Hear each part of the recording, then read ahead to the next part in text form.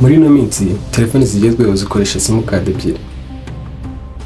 Rimwe na rimwe usanga dufite amasimukadi twakuye kuri barumuna bacu cyangwa se twakuye ku wundi murongo dushaka kuyahamagaza bitewe n'uko ibiciro byo guhamagara byazo byoroshye. Iyo turi kuzikoresha twirengagiza ko muri telefone yacu dufitemo undi murongo w'ingenzi ufatwa nk'aho ari wo wa mbere abantu bo ku kazi bazi, abantu bacu b'ingenzi bazi. Rimwe na rimwe bakaba banaduhamagaraho bakatubura kubera yuko turi gukoresha undi murongo twanatinzeho cyane. Ngiye kukwereka rero agakode washyira muri telefone yawe kugira ngo bigufashe ntibazajye bakubura kuri uwo murongo.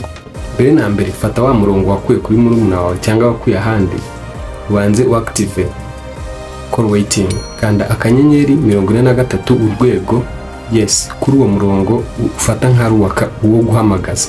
Nurangiza ujye kuri wa murongo ufatwa nk'ari wo wa mbere umwe ku kazi bazi, abantu bose bazi b'ingenzi, kandi akanyenyeri 67 akanyenyeri ushyiremo ya nimero ujye ukunda guhamagaza ukunze kuba uriho, usozeho urwego.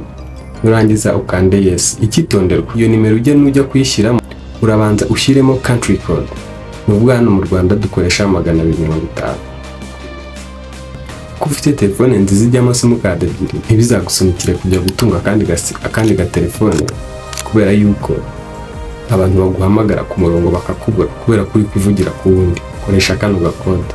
Wibuke gukora follow ujye ubona utuntu tw'ubwenge twungurana ubumenyi.